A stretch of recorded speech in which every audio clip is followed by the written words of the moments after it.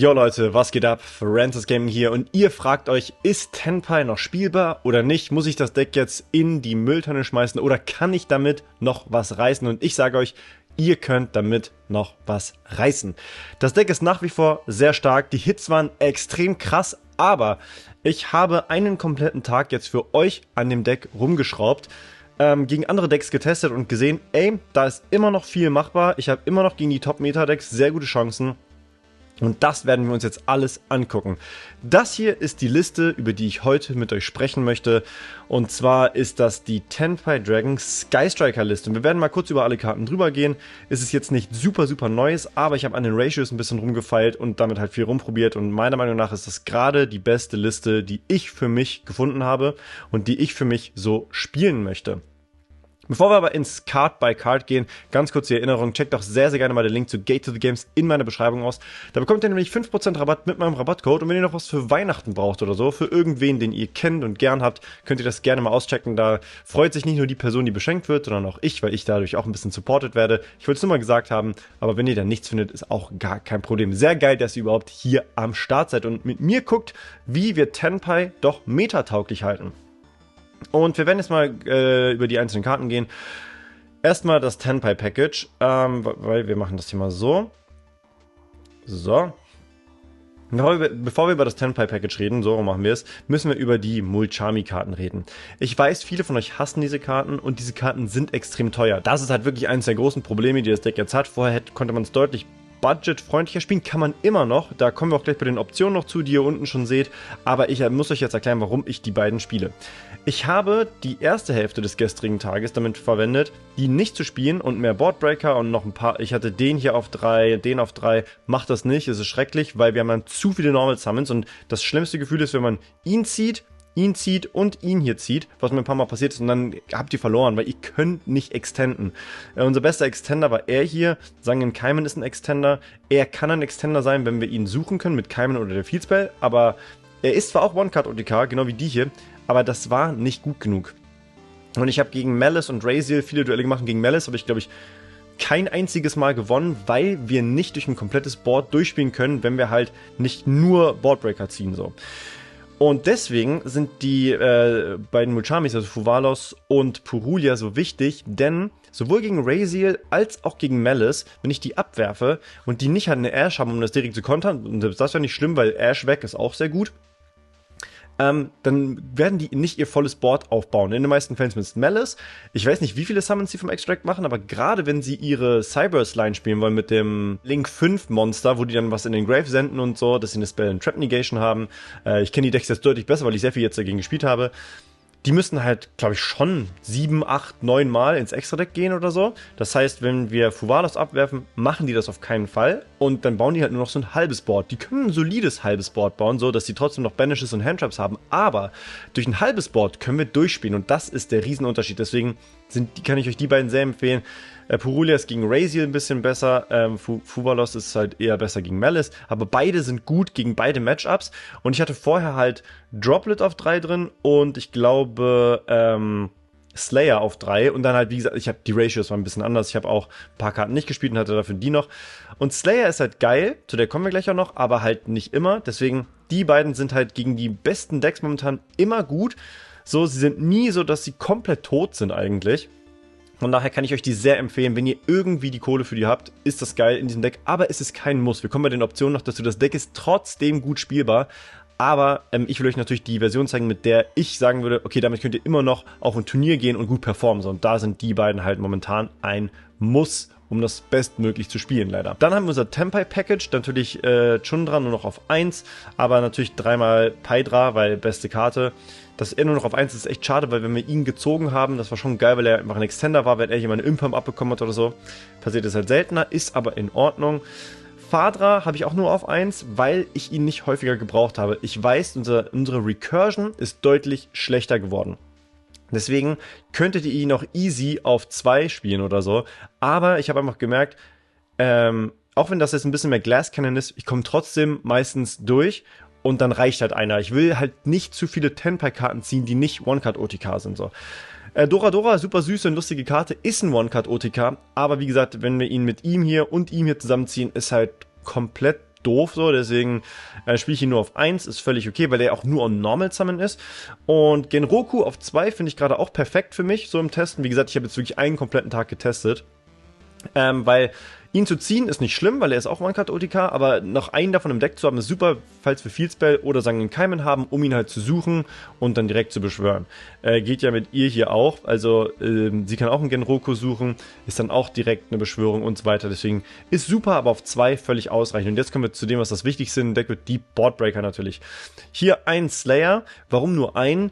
Die ist super hiermit und natürlich, wenn wir gegen Raziel spielen, nach dem Siden, sidet die rein. Ihr solltet die auf 3 haben im Side- und Main-Deck zusammen, aber sie ist halt gegen Malice, so geht so, gerade wenn Shifter kam und das ist auch der Grund, warum ich sie und Droplet, also Droplet erstmal komplett raus, beziehungsweise ins Side-Deck verbannt und die Karte nur auf 1, weil sie halt suchbar ist.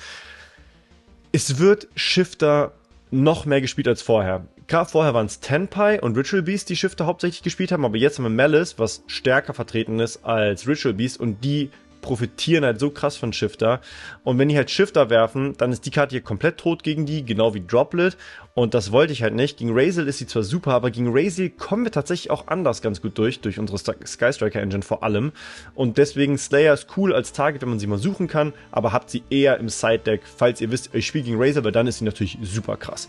3 Raigeki habe ich noch gelassen, weil Boardbreaker immer noch gut sind. Ich weiß, dass Raziel sich davor protecten kann und so, aber da könnte ich jetzt vielleicht falsch liegen, aber die Gegner machen es nur einmal. Ich weiß nicht, ob die das nur einmal pro Spiel zu können. Aber selbst wenn nicht, nimmt ihr ihm Materialien weg, dass er dann nicht mehr schießen kann. Und wir haben halt Wege, die unsere Boardbreaker besser machen. Dazu kommen wir gleich noch. Dann Lightning Storm hatte ich eine Zeit lang nur auf 1 getestet jetzt, aber auf 2 ist so wichtig. Vor allem gegen Malice. Weil bei Malice ist nicht deren Monster-Board das Schlimme, sondern die Backrow. Weil mit der Backrow, die eine Trap, damit holen die sich was zurück und fangen dann an, alles zu banishen und kriegen dann weitere Banishes und alles aufs Feld. So, das wollen wir nicht. Deswegen ist die hier, oder ist okay, wenn die das machen, aber deswegen wollen wir die hier benutzen, um das schon rauszuziehen. Genau deswegen auch Feather Duster drin. Und beide Karten auch super gegen Raziel, um die Field Spell wegzumachen, weil die Field Spell von Raziel ist super nervig gegen unser Deck. Dann ein Tactics, einfach weil ich minimieren will, Karten zu ziehen, die uns nicht den Sieg bringen. Tactics ist mega gut, sowohl gegen Raziel als auch gegen Malice sehr stark, aber wenn wir davon 2 haben, ist halt ein tot, wollte ich nicht. Das ist auch der Grund, warum ich nur noch 2 Tactics spiele, also 2 Thrust, so. Weil das ist eine der besten Karten im Deck, aber wir haben so viele geile Karten, die nicht Once per Turn sind und auf die habe ich mich mehr fokussiert und bin damit sehr gut gefahren jetzt. 3 schwarzes Loch ist auch geblieben, finde ich super. Und ja, ihr seht, es ist die Sky Striker Variante, deswegen natürlich 3-mal Engage ist die beste Karte in diesem Deck eigentlich. Immer wenn ich die sehe und sie resolve mit einem Draw, so geil. Und das habe ich auch schon in meinem Top 64 Deck Profile damals gesagt. Diese Karte zieht einfach Handtraps raus ohne Ende. Sie wird immer geasht, gerade wenn der Gegner vielleicht nicht weiß, wogegen er spielt und der die sieht, oh, da kommt immer eine Ash drauf. Gerade wenn wir halt angefangen haben mit ein paar Boardbreakern und die haben, Gegner müssen es quasi ashen und wenn sie das nicht ashen und wir uns damit Hornet Drone suchen und uns dann Engage zurückholen, spätestens dann fliegen die Imperms und alles. Und das ist halt super, weil wir jetzt mehr Extender brauchen. Und das sind zwar keine Extender in dem Sinne, aber sie ziehen Handtraps raus und dadurch können wir dann, wenn wir das alles gemacht haben, Normal Summon und dann für OTK gehen. Genau, ein Terraforming und damit die halt, also die ist halt, sucht uns immer noch die beste Karte, die Field Spell und dann habe ich Afterburner einmal drin, die muss nicht sein, die habe ich auch mit als letztes reingepackt, aber sowohl bei Raziel als auch bei Malice, wie gesagt, sind Backrow oder Zaubern Fallen schon manchmal relevant, das heißt, wenn ihr die relativ spät zünden könnt und noch eine Zauber Fallenkarte Non-Targeting schießen könnt, ist das schon sehr gut. Hornet Drones halt mega gut. Frisst Handtraps ohne Ende oder recycelt uns halt gute Karten, deswegen mega nice, weil wir damit halt in Kagari gehen und Kagari holt uns dann sie zurück, also Hornet Drones oder Engage. Wenn wir uns Hornet Drones zurückholen, können wir in Link Plays gehen und so weiter, auch mega gut. Dann ja, nur noch einen Sang in Keimen. Ist sehr, sehr schade, aber ist halt auch eine mega gute Karte und ich finde die Hits, von mir aus hätte es trotzdem nur sein können, entweder die auf 1 oder Chundra auf 1, aber jetzt gerade sind es halt beide, aber wir machen das Beste draus. Und deswegen spielen wir jetzt auch wieder Set Rotation. Set Rotation sucht uns nämlich die beste Karte und wir brauchen jetzt viele verschiedene Wege, um in unsere Sachen reinzukommen. Da gibt es natürlich noch andere Optionen für, die seht ihr dann unten. Über die reden wir natürlich gleich auch noch. Und als anderes Target habe ich tatsächlich Way Where There's a Will. Das ist einfach quasi ein Pot of Prosperity, aber in nicht so gut, weil ihr müsst eine Karte zurücklegen und der Gegner kann es in seinem Zug theoretisch auch benutzen. in ganz weirden Fällen, wenn der Gegner ultra viele Karten hat, dann könnt ihr sein ganzes Deck wegmischen, aber das passiert eigentlich nie. Es ist eine Karte, um weitere Sachen aufzudecken, das heißt Consistency zu erhöhen oder den richtigen Boardbreaker zu bekommen. Und mal sowas wie, wenn wir, keine Ahnung, wenn wir Dora und Hydra gezogen haben, dann können wir einen davon wieder ins Deck zurückpacken. Ist auch ganz gut. So, und jetzt eine der besten Karten tatsächlich, deswegen habe ich sie jetzt auch auf 3. Ich hatte sie ja früher nur auf 1, aber sie ist so gut momentan. Widow Anchor. Nicht once per turn, annulliert Monster. Das heißt, wenn wir zum Beispiel Raigeki aktivieren, gegen Raziel, der Gegner macht nichts, weil er denkt, okay, Raigeki kann ich eh verhindern, dann chainen wir die, annullieren sein Monster und sein Board ist halt weg. Ich weiß, dass die da teilweise auch Wege drumherum haben können, aber das ist halt super, die Annullierungen rauszuziehen oder Sachen des Gegners halt zu annullieren. Und was halt auch mega wichtig ist, damit können wir halt auch Monster klauen. Es gab schon Situationen, eins der Replays werde ich euch gleich zeigen, gegen Malice, wo er, selbst wenn er alle meine Plays verhindert hätte, hätte ich mir mit 2 Widow Anchors seine Monster nehmen können und die trotzdem besiegen können. Einfach weil wir seine Monster klauen können. Das ist halt so gut. Und deswegen Widow Anchor mega stark. Und es ist auch eine der Karten, wir werden seltener First gehen müssen, weil Tenpai halt weniger gespielt werden wird, aber wenn es passiert, sind das trotzdem noch Annullierungen. Ich hatte schon Fälle, wo ich das gegnerische Board gebrochen habe, konnte ihn aber nicht besiegen und dann habe ich 2 Widow Anchor gesettet und dann habe ich trotzdem gewonnen, weil einfach mega gut. So, und das ist das Main Deck. Ich bin gerade sehr happy damit. Ich werde euch gleich Replays auch dazu zeigen. Deswegen, wir machen das heute alles in einem Video. Super, super geil. Und beim Extra Deck ist es einfach so, da habe ich jetzt einfach Targets für Slayer, weil wir haben einen Platz. Theoretisch, ne? Wir haben einen Garura drin gegen Fusionsdecks, also wenn man mal doch gegen Yubel oder so spielt, ist das schon ganz nice. Dann haben wir einen Transcendent Dragon, könntet ihr auch auf 2 spielen, wenn ihr Angst vor Unicorn habt, aber da wir keine Handtraps spielen, die wir reaktiv benutzen, weil die beiden hauen wir in der Drawphase am besten raus, in den meisten Fällen zumindest, müssen wir nicht so Angst vor dem Unicorn Banish aus dem Extra-Deck haben, das heißt, einer reicht in den meisten Fällen. Dann haben wir den Trident Dragon, macht man sehr selten, ist aber trotzdem sehr gut und sehr wichtig, um über große Sachen drüber zu kommen und für den Final Blow zu gehen. Dann unsere beiden Bident Dragons, ein Moonlight Dragon, der ist auch kein Muss. Ich habe ihn, glaube ich, jetzt in dem einen Tag testen kein einziges Mal gemacht, aber theoretisch kann der ganz cool sein. Rose Dragon immer noch mega geil, hatten wir immer noch ein Game gewonnen, weil mein Gegner halt vergessen hat, oder nicht vergessen hat, aber er konnte nicht viel machen und ich hatte, glaube ich, schon den Transcend Dragon oben auf dem Feld und dann habe ich den hier gemacht, habe alles geschossen und konnte dann für OTK gehen, richtig geil. Zeus tatsächlich nur, also wir können ihn natürlich selber eigentlich gar nicht machen, deswegen ihr müsst ihn noch nicht spielen, aber ich habe ihn jetzt doch drin, weil wir dann doch relativ häufig, ich meine, hiermit können wir Monster klauen, hiermit können wir Monster theoretisch klauen, weil wir uns die suchen, hiermit können wir Monster klauen, hiermit ja auch, weil wir uns sie halt suchen. Und deswegen, wenn wir ein Monster von Raziel klauen, aber vielleicht nicht für Game gehen können, dann klauen wir es wenigstens, greifen an, machen unseren eigenen Zeus und haben eine Interruption im nächsten Zug. Dafür ist Zeus halt nur da. Typhon aus einem ähnlichen Grund, wenn wir Board nicht brechen können. Ich habe einmal Nibiru kassiert und deswegen war meine Widow Anchor nicht mehr nutzbar. Und da wäre es geil gewesen, hätte ich einfach den Nibiru-Token zu ihm machen können. Dann hat man zumindest das, was dann auch noch was bouncen kann. Starke Monster können ihre Effekte nicht aktivieren und die Widow Anchor sind wieder alive. Deswegen, der ist schon super, wenn man halt das Board mal nicht gebrochen bekommt. Der Aggregator ist einfach dafür da für Slayer, wenn wir gegen Raziel spielen, weil wir dann ein Raziel-Monster weglegen können und noch was annullieren können. Super, super gute Karte. Und dann haben wir noch ein Link-Package, das kommt weniger zum Tragen. Und ihr seht, wir haben auch nicht mehr den Link-OTK drin, weil ich den einfach nie gemacht habe. Aber die Princess zu haben ist trotzdem geil, weil wir mit ihr teilweise, nur als Beispiel, wir rufen irgendwie ihn, er kriegt eine Impermap oder so und wir können noch weiter extenden, dann können wir in die Princess gehen, ihn zurückholen, in die Battlephase gehen und haben dann trotzdem gewonnen. Und wenn sie halt geoutet wird, haben wir eine Interruption im Grave, was halt auch sehr nice ist. Sie einfach, um halt das schneller zu machen. Die hier für Slayer, um dann noch was zu ziehen, wenn wir gegen Malice spielen. Ihn für Going First, ich habe jetzt halt keine Matches gemacht, sondern nur Duelle. Für Going First kann er immer noch sehr relevant sein, aber Going First ist natürlich schwieriger geworden jetzt. Also wollen wir seltener machen, aber wenn wir mal geschickt werden, ist es trotzdem ganz gut, dass wir die machen können. Und Kagari, mega wichtige Karte, frisst super viele Handtraps, ist ein Feuermonster, holt uns unsere Engage zurück und hilft uns da deswegen super oft für Game zu gehen. So, und jetzt noch ganz kurz ein paar Optionen. Ihr müsst die Muchamis nicht spielen, sondern ihr braucht High-Impact-Handtraps. Gegen Malice zum Beispiel. Ich glaube, Malice kann nichts gegen Nibiru machen. Korrigiert mich gerne, wenn ich falsch liege, aber ich habe sehr viel jetzt gegen Malice gespielt. Bestimmt 15 bis 20 Duelle oder so. Und wie gesagt, die ersten 8 oder 9 habe ich verloren, weil ich da den Charmies noch nicht gespielt habe. Aber wenn man Nibiru hat, dann können die auch nicht so viel dagegen machen, glaube ich. Also Nibiru, sehr gute Handtrap. Da müsst ihr nur aufpassen. ist ein bisschen im Konflikt mit der Striker Engine. Das heißt, wenn der Gegner, also ist es trotzdem okay, gerade wenn ihr Dark Hole habt oder so, aber da müsst ihr ein bisschen aufpassen. Oder ihr braucht halt was zum Monster klauen, damit ihr dann euren Nibiru weglinken könnt. Da müsst ihr aber aufpassen und je nach Hand, aber das ist eine Option. Der hier ist für Going First, das wisst ihr ja auch schon. Er hier ist eine Option, die ich ganz am Anfang mal getestet habe und ist jetzt wieder ein bisschen relevanter, weil ihr könnt ihn mit Goldsarkophag verbannen und habt eine weitere Consistency-Karte so. Ist ganz okay, finde ich nicht so richtig nötig. Bei ihm ist halt auch ganz geil, ihr könnt ihn und ein Tenpai-Monster oder ein Feuer-Drache-Monster abwerfen. Oder sogar nur ein Feuermonster, glaube ich.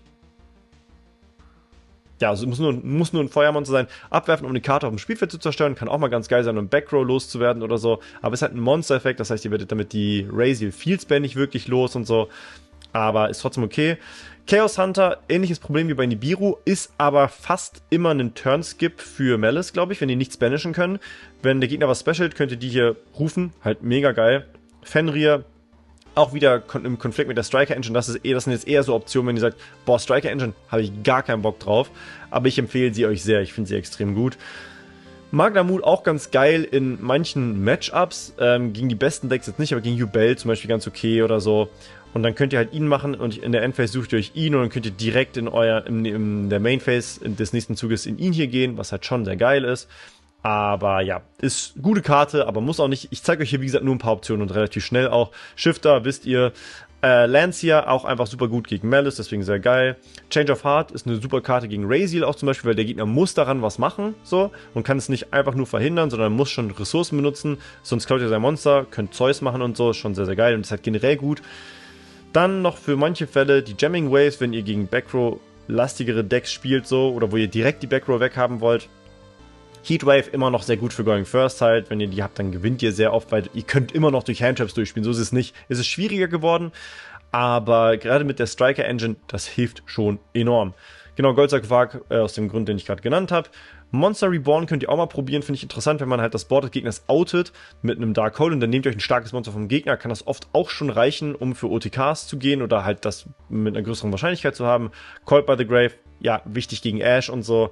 Und Droplet, immer noch sehr gute Karte, würde ich euch auch empfehlen, mindestens im Side-Deck zu haben auf 3, weil sie gegen Raziel sehr gut ist, weil ihr damit halt auch Rafflesia rausnehmen könnt, weil bei Raziel ist ein großes Problem, wenn die Rafflesia hinlegen und den Detonator, ich weiß gerade nicht, wie er auf Deutsch heißt, dann haben die halt, weil Rafflesia für Kosten was senden kann, wobei das würde dann auch trotzdem gehen unter Droplet.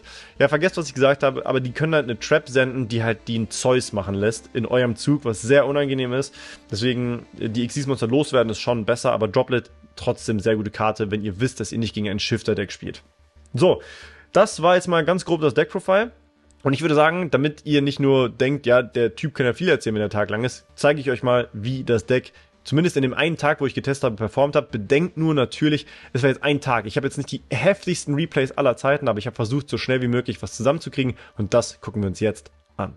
So, wir gucken uns auch mehrere Malice und Raziel-Duelle an, so.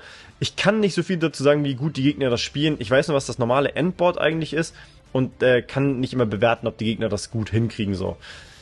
Das ist jetzt halt gegen Malice und ich werde nicht, wie gesagt, nicht so viel auf die Combo eingehen, weil ich da nicht so viel zu sagen kann. Wir können aber auf unsere Hand schon mal gucken. Wir haben einen Chandra, was gut ist, aber wir haben ein bisschen zu viele Tenpai-Karten tatsächlich. Es ist okay, weil er hier ein Extender ist. Das ist auch ein Extender und wir haben hier mit theoretischen One-Card-OTK und wir haben einen Talents und einen Thrust. Sehr gute Karten natürlich und wir ziehen eine Engage. Engage ist natürlich super. Und ich glaube, also ich spiele es hier auch nicht immer perfekt, weil ich manchmal mich verklicke und solche Sachen, aber ich wollte euch unbedingt halt Replays gegen Malice und Raziel zeigen, damit ihr halt seht, dass wir mit diesen Decks mithalten können, weil das werden die definierenden Decks des Formats sein. Snake Eye wird nicht mehr relevant sein, das könnt ihr mir glauben. Ich weiß, manche Leute sagen Snake Eye immer noch gut und so, aber die haben so eine wichtige Karte verloren und das Deck ist jetzt schon langsam am rausrotieren gewesen, deswegen Snake Eyes wird für uns kein Problem, weil wir mit unserem Boardbreakern da auch durchkommen. So, das gegnerische Board sieht wie folgt aus. Er hat eine Spell Trap Negation, weil er die hiermit was gesendet hat, was halt eine Spell Trap Negation im Grave ist. Das ist auf jeden Fall sehr gut. Er hat Metal Tronus, eine sehr gute Karte, auch die ihr übrigens, ist mir bei den Optionen nicht eingefallen, aber könntet ihr theoretisch auch in dem Deck spielen. Da müsst ihr euer Extra-Deck ein bisschen anpassen, aber ist halt ganz geil, um Karten zu outen so. Eine Imperm, halt immer gut. Ash auf der Hand und ein Nibiru. Nibiru ist gegen uns jetzt nicht immer geil, aber kann gut sein. Er hat aber keine Malice Trap Z. Und ich frage mich, warum. Ich glaube, er hat sich die gesucht in der Combo, hätte sich aber lieber die Trap suchen sollen, weil so hat er keinen Zugriff auf weitere Malice Plays und das ist halt auf jeden Fall nicht so gut.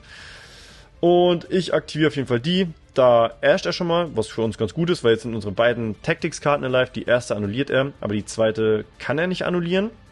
Und ich ziehe 2 Karten, die auch solide sind. Jetzt aktivieren wir Engage und ziehen noch was. Und jetzt, ihr seht, hier habe ich noch Droplet drin gehabt. Also das war im Testprozess. Und jetzt gerade sind wir in der Lage, der Gegner muss jetzt quasi eigentlich Handtraps benutzen, weil wir uns jetzt sonst eine Engage zurückholen. Und da seht ihr, da ziehen wir die Imperm raus. Und jetzt mache ich einen Fehler. Ich benutze nämlich Droplet, aber lege nicht Kagari weg, was richtig schlecht war. Ich hätte Kagari weglegen müssen, weil, ja, dann hätten wir einfach noch einen Draw gleich bekommen und so. Naja, ist aber okay. Wir haben jetzt die Karte, die annulliert er mit Metal Tronus, aber wir haben unseren Extender auf der Hand. Und man muss bedenken, da hätte ich es besser gespielt, hätten wir noch 2 Karten mehr auf der Hand. Wer weiß, was wir da noch gezogen hätten. Aber wir haben jetzt auf jeden Fall Game und deswegen gibt der Gegner auch auf, weil er hat keine Interruptions mehr. Weil ich überlege gerade, das waren 1, 2... Ja, nee, es waren nur 4 Summons, weil den haben wir geklaut. So, das heißt, Nibiru war dead und er hatte nichts mehr, um mit uns zu interagieren. Das heißt, das ist natürlich Game. Und ich weiß, der Gegner hat es nicht perfekt gespielt, ich habe es nicht perfekt gespielt, aber ich wollte euch einfach so viele Raziel und Malice Replays zeigen wie möglich und deswegen gehen wir jetzt mal direkt in das nächste. So, wir spielen jetzt gegen Raziel. Ich habe direkt Fuvalos, was sehr, sehr gut ist, weil das bedeutet, wir kriegen mindestens einen Draw, wenn er irgendein Board hinlegt und das möchte er natürlich machen. Er aktiviert jetzt noch seine Field Spell, dass er die gezogen hat, war schon ganz gut für ihn, weil das bedeutet nämlich, dass er jetzt eine Monster Negation hat. Er hat 3 Schüsse, glaube ich, ja. 3 Schüsse und diesen Bait und dann hat er damit noch eine Annullierung und halt einen Nibiru, der je nachdem mal ganz gut sein kann, so. Und ich fange jetzt einfach mal an mit seiner Backrow, weil ich die loswerden wollte. Jetzt haben wir Slayer und jetzt hat er halt nichts mehr. Und jetzt aktivieren wir die Field Spell und ich glaube, jetzt gibt er sogar auf direkt, weil er weiß, okay, der Veiler ist quasi useless und ja, er gibt auf, weil wir haben halt sein Board geoutet und die Handtrap, die er hatte, macht nichts, beide Handtraps machen nichts, gerade mit unserer Field Spell, halt richtig gut und ihr seht, wir können immer noch durch Boards durchkommen bei den besten Decks. Und ich weiß nicht, also unser Gegner hat, glaube ich, nichts schlecht gespielt, weil unter Fuvalos, wenn er mehr macht, ziehen wir mehr Karten. Und ich glaube, das wäre schon riskant gewesen. Ich glaube, er kann auch eine Special aus dem Deck machen, das will er natürlich auch nicht. Hat mir noch was gezogen, also ich glaube, er musste sich entscheiden, entweder ziehen wir nur eine Karte oder 3 Karten, dann hat er ein stärkeres Board. Aber sein Board war ja solide, er hatte eine Monster Negation, 3 Schüsse, 2 Handtraps so, aber wir hatten halt die Outs dafür.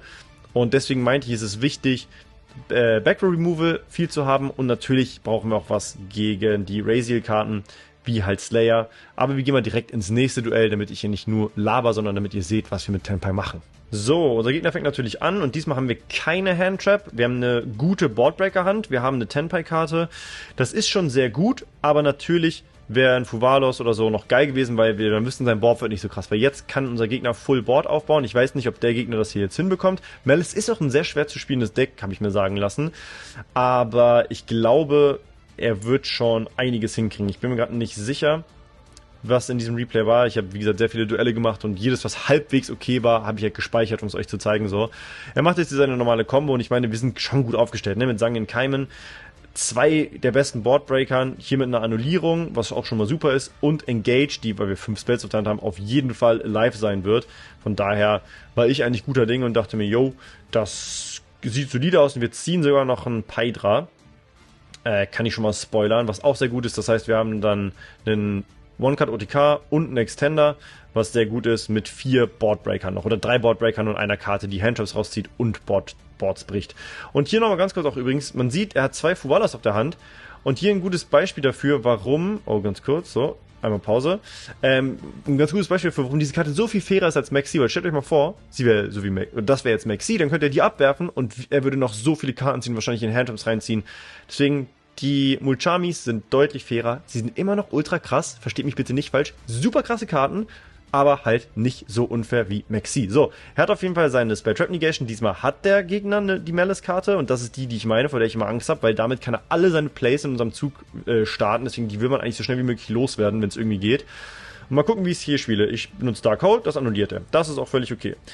Dann benutzen wir Raigeki, dann will er noch was senden und das annulliere ich. Weiß ich gar nicht, ob ich das hätte machen müssen, aber ich wollte 3 Spells im Grave haben, damit wir jetzt unsere Engage haben, was ziehen können. Jetzt beschwören wir einen unserer Token, machen Kagari, holen uns unsere Engage zurück und jetzt ist halt so krass, weil wir ziehen so viele Karten, wir gehen so heftig plus und hier habe ich noch nicht Skyburn gespielt, sonst hätten wir die noch aktivieren können, weil ich hatte zu dem Zeitpunkt nur die 3 Widow Anchor und die Hornedrons drin. Sonst hätten wir nochmal 2 Karten mehr auf der Hand jetzt. Aber es ist okay. Wir rufen jetzt unser Monster, suchen uns die Fieldspell und da dachte ich schon, okay, dass er da nicht ankettet. Bisschen weird.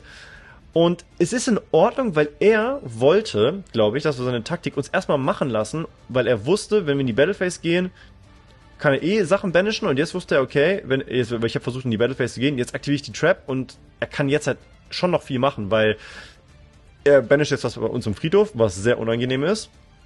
Und jetzt beginnen seine ganzen Plays in unserem Zug, wenn Sachen gebanisht werden und so. Und jetzt holt er sich noch die eine Trap, glaube ich. Und die kann er dann auch aktivieren, indem er ein Malice-Monster weglegt, was schon sehr, sehr stark ist. Ja, das ist 3-mal auch die Field-Spell auf der Hand, finde ich auch ein bisschen wild. So, und die aktiviert er direkt, banisht hat unsere Field-Spell. Und jetzt hätte er eigentlich die Möglichkeit, auch noch unseren Dragon zu banishen. Hat er nicht gemacht. Wir sind in die Battlephase gegangen. Ich muss aber sagen, es hätte nichts geändert und vielleicht wusste der Gegner das auch, weil wir hatten 2 Widow Anchor. Wenn er ihn hier banisht, ist okay, aber er hat keine weitere Interruption dann mehr. Das heißt, wir haben ja noch Sang in Keimen auf der Hand. Ist zwar unangenehm, wenn er weg ist, aber ich kann mit 2 seiner Monster klauen. Das heißt, wir klauen uns die. Ich weiß nicht, ob ihre Angriffspunkte dann verdoppelt bleiben, aber ist egal, wenn wir uns sie und sie klauen. Dann greifen wir hiermit die an, sagen wir, sie ist nicht verdoppelt, 200 Schaden. Hiermit die, oder hiermit sie an, die ist weg, dann damit nochmal Schaden und dann rufen wir hiermit ein Monster, er hat keine Herrschaft der Hand und dann haben wir trotzdem gewonnen. Also der Gegner hätte es so oder so verloren, aber ich habe mich ein bisschen gewundert, warum er nicht früher auf unsere Fieldspell gegangen ist und vorher Ressourcen weggenommen hat. Aber ja, da sieht man, warum Widow Anchor so gut ist. Aber wie gesagt, genug gelabert, nächstes Replay. So, und das nächste Replay ist wahrscheinlich gegen das beste Deck des Formats, weil es ist Raziel Fiendsmith, das, womit Triff auch die YCS gewonnen hat. Glückwunsch an der Stelle. Und er entscheidet sich, gar nichts zu machen. Was ich ein bisschen spannend finde, weil, also er will uns wirklich nichts ziehen lassen. Gut, er muss halt super viel von der Hand rufen und er denkt sich wahrscheinlich, okay, er hat nur eine Handtrap. Das wundert mich schon sehr. Aber gut, wir hätten halt mehrere Karten gezogen und das ist schon eine gute Handtrap, sag ich mal. Aber wir haben jetzt Engage. Und ich kann schon mal anfangen, Plays zu machen, was halt sehr, sehr gut ist. Hol jetzt sie. Ich glaube, ich hole mir Engage zurück. Ja, genau. Dann benutze ich sie nochmal, um halt erstmal ein bisschen, beziehungsweise ja, jetzt aktiviere ich die Field Spell, damit er hier unaffected ist. Oder eigentlich kann der Gegner jetzt nicht mehr viel machen, weil sein Ogre bringt ihm nichts. Er kann damit zwar unsere Field Spell zerstören. Aber also ich aktiviere sie jetzt und dann gibt er auf. Er hätte sie zerstören können, aber dann hätte er keine Interruption gehabt und wir wären durchgekommen. Ihr seht, also es war eine weirde Choice, er hatte halt auch nicht so viel, also er hat super viel Engine, aber wenig Non-Engine, er hat irgendwie 3 Handtraps gezogen, wäre es anders gewesen, aber trotzdem hätten wir das mit einer hohen Wahrscheinlichkeit gewonnen, weil wir konnten durch ein paar Sachen durchspielen, gerade weil wir Zugriff auf die Fieldspell hatten und wir hatten ja Engage, also das heißt, wenn er eine Ash gehabt hätte, bevor er sieht, was wir spielen, kommt da oft eine Ash drauf so. Und das war jetzt nicht perfekt, aber ihr seht, dass gerade wenn wir gegen ihn hier den Purulia werfen, das ist gegen Raziel wirklich unangenehm, weil ich glaube, wenn er mehrere Sachen will, ziehen wir 4 Karten oder so. Das heißt, auch das sehr nice. Aber nächstes Replay kommt jetzt. So Leute, ein letztes gegen Malice und ich verspreche euch, dann kommen auch noch andere. Aber ich wollte euch ja zeigen, ey, das sind die beiden besten Decks momentan. Wie performen wir dagegen? Und seit ich die Purulia und Fuvalos drin habe, mega gut. Muss ich wirklich sagen, ich war überrascht. Ich war extrem enttäuscht nach der Bandis gestern und bin es immer noch ein bisschen. Aber ich muss ein bisschen revidieren, also Tenpai ist immer noch ein Threat, gerade in dieser Variante. Ich glaube, eine Handtrap-Variante ist Quatsch, sage ich euch ganz ehrlich, könnt ihr probieren, aber Handtrap-Varianten, die sind anfällig für verschiedene Karten, wie halt auch sowas wie Unicorn und so, also die Kashtira-Engine, wenn die gespielt wird, ist halt einfach super stark. Und ihr tradet oft nur 1 gegen 1, also klar, die High-Impact-Handtraps sind super, wie halt sowas wie Lancia oder so. Aber die Boardbreaker-Variante gefällt mir einfach sehr, sehr gut, weil ihr trotzdem durch das meiste durchspielen könnt. Weil gegen Raziel ist einfach das Problem, die können oft durch 2 Handtraps trotzdem das machen, was sie immer machen, also oder zumindest halt den Detonator hinlegen. Und das ist hier halt geil, weil ihr lasst die Gegner hier halt eher machen, guckt, dass ihr mehr Karten zieht, wenn ihr die Purulia oder Fuvalos habt. Und dann habt ihr genug Boardbreaker, um eigentlich durch alles durchzuhauen. Das ist einfach sehr geil, finde ich. Also mir macht das Spaß. Ich weiß, dass Leute sagen, ja, das ist ein Deck, wofür man nichts können muss und so. Sehe ich ein bisschen anders, weil super viele Leute spielen ja Tenpai und irgendwie getoppt sind dann doch meistens nur sehr gute Leute. So, und hier ganz kurz, der Gegner hat, glaube ich, einen Fehler gemacht. Er hat nicht die Negation auf den Grave gesendet. Deswegen können wir jetzt einfach sein Board ganz entspannt outen. Erstmal seine Monster weg, dachte ich mir, jetzt sendet er noch was, aber das ist zu spät, mein Lieber. Jetzt noch Spells und Traps weg und er hat jetzt eine Ash, die okay ist, so. Aber wir haben tatsächlich dieses Mal zumindest einen Extender, so. Aber ihr seht, ne, wenn wir zu viele Tempai-Karten ziehen, wird's kritisch und wir haben hier halt schon ein paar und so, jetzt annulliert er den, aber ich habe die einfach mal angekettet, um was zu suchen und jetzt hat er keine Interruption mehr, die uns gefährlich werden kann. Er hat zwar, und deswegen gibt er auch auf, also er hatte zwar noch 2 Bestials, um sich ein bisschen zu protecten, aber wir haben halt normale Tenpai-Kombo jetzt, können sogar noch mehr machen, weil wir können mit den beiden in unsere Heater gehen, holen uns dann seine Ash, machen dann die Princess und können dann theoretisch sogar noch was vom Grave holen, wenn wir ihn hier irgendwie wegmachen würden oder so. Und deswegen, das Ding war auch durch. Aber jetzt gucken wir uns noch mal ganz kurz an, wie es denn gegen andere Decks ist. Aber ihr seht, gegen Raziel und Malice haben wir eigentlich gute Karten, vor allem nach dem Siden. So Leute, das nächste Replay hier ist gegen Memento, was vorher ja schon eins der besten Decks war, auf der Banlist gar nicht angefasst wurde und deswegen vermutlich auch eins der besten Decks bleiben wird. Ich liebe das Deck, ich musste auch unbedingt mich mal reinfuchsen, weil ich habe alle Karten einfach da und ich habe aber seit meinem ersten Memento-Deck-Profile mit den beiden neuen Support-Wellen einfach nichts gemacht zu dem Deck. Nicht, oder das waren ja sogar, waren es 3 Support-Wellen? Quasi ja, weil ja noch eine neue Karte kam. Aber das Deck ist so cool, ich mag den Playstyle total mit dem Zerstören und so. Und das Deck ist halt super gut, weil es sehr gut unter Fuvalos und, glaube ich, auch sehr gut unter Purulia spielen kann, wobei ich mir da gerade nicht ganz sicher bin. Es ist auf jeden Fall ein geiles Deck, was ein starkes Board hinlegt, genug Non-Engine spielen kann, gut durch Handjobs durchspielen kann und so, deswegen, ich feiere es extrem. Aber gegen unsere Variante sind halt solche Decks meistens nicht so stark, weil das sind Decks, die auf Interaktionen aufbauen, was ja eigentlich sehr, sehr geil ist, aber dadurch, dass wir viele Boardbreaker spielen, also mehr als die normalen Tenpai-Listen früher, können wir halt super, super gut durch Boards durchballern und wenn der Gegner nicht Sachen hat, die vor Zerstörung oder so geschützt sind oder halt super viele Handtraps spielt, dann ist das meistens nicht so ein Problem für uns. Deswegen, wir lassen hier erstmal das Board bauen und wie ihr seht, wir haben zweimal Engage, hier was für seine Backrow, ein One-Card, OTK und noch ein Darkhole jetzt. Ich gehe erstmal auf seine Backrow, die kettet er natürlich noch an, ist natürlich auch smart. Und das Deck kann schon auch durch Zerstörung sehr viel überleben, so. Ihr kriegt sogar noch eine Negation raus, was echt spannend ist, dass er das einfach machen kann. Schon echt sehr, sehr gut, Memento, geiles Deck. Jetzt will er da 2 Karten protecten, das will ich nicht zulassen, vor allem weil ich auch will, dass wieder eine dritte Spell im Grave ist. Und jetzt seht ihr halt, ihr könnt euch wahrscheinlich schon denken, was jetzt passiert. Also er ruht noch was vom Grave, das ist aber irrelevant, er hat eine Ash. Würde eigentlich hiergegen reichen, aber jetzt seht ihr, warum Engage so geil ist. Er muss eine Ash benutzen auf Engage und macht das, glaube ich, auch, weil wir würden was suchen und eine Karte ziehen. Wir haben aber noch eine Engage, das heißt, die aktivieren wir, suchen uns was und ziehen noch eine Karte und wir können uns jetzt noch eine Engage zurückholen. Also das wäre auch so oder so gegangen, aber mit der extra Karte ist sowieso nochmal geiler. Aktivieren noch eine Engage. Wir haben auch 3 Engage aktiviert und 4 Karten damit geholt, so.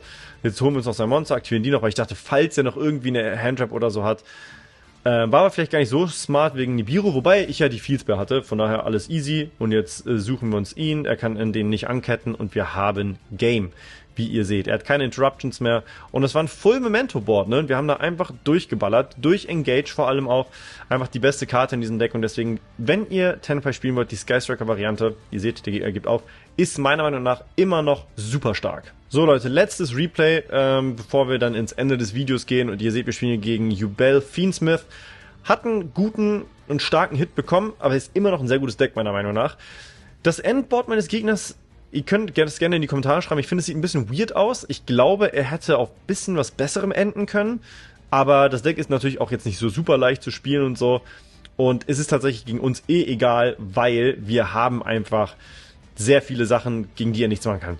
Klar, Darkhole, er kriegt dann noch Sachen zurück, aber das Deck kann nicht durch mehrere Darkholes gut überleben. Das hatte ich nämlich bei der deutschen Meisterschaft auch. Da habe ich ja auch gegen 2 Yubel, glaube ich, gespielt und ich habe die auch jedes Mal 2-0 weggeklatscht, weil Boardbreaker sind für die trotzdem unangenehm. Nur weil die durch Zerstörung triggern, heißt es nicht, dass die halt durch 2 oder 3 Boardbreaker durchüberleben können. So. Und Nightmare Pain ist natürlich eine sehr unangenehme Karte, aber da wir spielen noch mehr Karten, die sie weniger unangenehm machen, weil dadurch, dass wir Widow Anchor haben, können wir sein Yubel-Monster halt oft klauen und dann einfach so angreifen, dann ist eh egal so. Von daher, jetzt haben wir auch noch einen Slayer, die One-Off, klar, aber würde ich gegen Yubel zum Beispiel wahrscheinlich auch reinzeiten, weil die spielen keinen Shifter und ihr spielt Link und Fusionsmonster. Für Slayer ist nicht once per turn, auch sehr, sehr geil. Und wir gucken uns jetzt mal an, was der Gegner hat, weil er hat schon ein krankes Board, ne? Muss man ganz klar sagen. Er hat nämlich, glaube ich, 7 Interruptions. Wir ziehen das nochmal ganz kurz durch. Wir ziehen eine Handtrap, die ist sehr schlecht in dem Fall, ist aber okay, weil wir genug Boardbreaker und so haben. Aber ihr seht, wir haben noch keine Striker-Karte, noch keine Tenpai-Karte. Er hat eine Interruption, 2 Interruptions. Die hier ist ja 3 Interruptions für sich selbst, weil sie macht was von uns weg. Macht Little Knight banished was, und hat dann noch ein Banish damit, also 5 Interruptions, 6 Interruptions, 7 Interruptions gegen 6 Handkarten, beziehungsweise 5, weil die eine quasi nutzlos ist. Aber wir fangen einfach mal an mit Slayer, machen eins seiner Monster weg und ziehen noch eine Karte, was super ist. Und jetzt mache ich einen Fehler, weil ich aktiviere jetzt direkt Fuvalos und das war dumm, weil ich muss Fuvalos natürlich aktivieren, nachdem ich Schwarzes Loch benutzt habe oder so. Weil wenn ich Schwarzes Loch benutze, wird die zerstört, sie triggert, zum Beispiel aus dem Deck und da ketten wir das dann an, dann ziehen wir nämlich noch mehr Karten.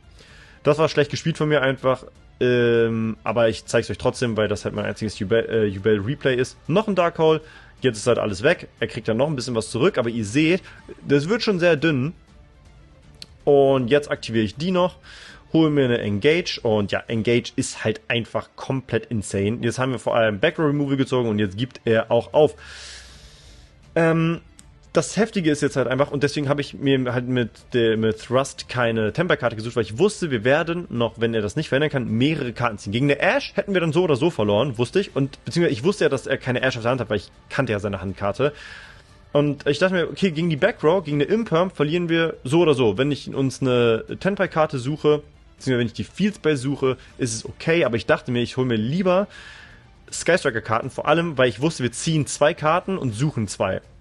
Weil ich habe mir jetzt die gesucht, die gezogen, hätte jetzt hiermit natürlich aber nochmal Engaged zurückbekommen, hätte sie nochmal aktiviert, noch was gesucht und selbst wenn wir das hätten nicht beenden können, wir hätten auf jeden Fall sein Yubel-Monster klauen können, hätten es weglinken können und ich weiß nicht, wie gut sein Follow-up war. Er hätte Nibiru nachgezogen, was sehr schlecht für ihn gewesen wäre und wir hätten halt auch noch den Purulia, ja, wobei wir hätten Monster gehabt, deswegen nicht, aber ja, das sah schon sehr gut für uns aus und unsere nächste Karte wäre Raigeki gewesen. Aber wir hätten ja erst was gesucht, deswegen kann man es nicht sagen. Alles in allem seht ihr jetzt, glaube ich, wie gut das Deck immer noch ist. Ihr müsst mir nicht in die Kommentare schreiben, dass das Deck viel schwächer ist. Es wurde krass geschwächt, aber gerade diese Version, die Skystriker-Variante, ist immer noch super stark. Und das sage ich nicht nur, weil ich das Deck mega mag, sondern weil ich wirklich felsenfest davon überzeugt bin. So Leute, hier zum Abschluss nochmal die Liste, wenn ihr sie nochmal überfliegen wollt. Ich bin ja bei jede Karte drüber gegangen, deswegen ich gehe jetzt nicht nochmal drüber. Aber ihr seht sie nochmal und ich kann nur noch mal sagen, ich bin sehr, sehr glücklich damit. Die einzigen Karten, wo man sagen könnte, muss man noch weiter testen, sind tatsächlich Afterburner, weil die ist halt gut so, aber die hat schon den wenigsten Impact, aber dass sie halt Backrow wegmachen kann, finde ich sehr, sehr geil. Und Slayer ist sehr, sehr geil, aber muss man gucken. Ich würde sie einmal safe im Main Deck haben, aber man muss halt gucken, wenn man halt gegen Malice spielt, ist sie jetzt schlechter, wenn Shifter kommt und so. Aber ich bin sehr, sehr happy mit der Liste und man muss leider sagen, die beiden Mulchamis sind einfach sehr, sehr stark in dieser Variante des Decks. Aber Leute, schreibt mir gerne in die Kommentare, wie ihr mein Deck findet. Probiert es sehr, sehr gerne aus und schreibt mir dann eure Berichte auch gerne hier drunter, wenn ihr es ein bisschen getestet habt. Ich bin überzeugt von dem Deck, ich finde es mega, mega geil. Und ja, mehr gibt's glaube ich gar nicht zu sagen. Lasst mir sehr gerne ein Like, Kommentar und ein Abo, da würde mich extrem freuen. Checkt den Link zu Gate to the Games immer in der Beschreibung aus. Drückt die Glocke, folgt mir auf Instagram und den ganzen Bums. Und eine letzte Sache noch, es geht natürlich hier noch weiter mit dem Ryuge-Deck-Thema. Da habe ich schon die Sachen für aufgenommen, aber ich wollte das Tenpai-Ding noch eben einschieben. So, jetzt habe ich ja wirklich genug gelabert. Habt noch einen richtig geilen Tag, Mittag, Abend, Morgen, wie auch immer. Und ich hoffe, wir sehen uns auch im nächsten Video. Euer Francis Gaming.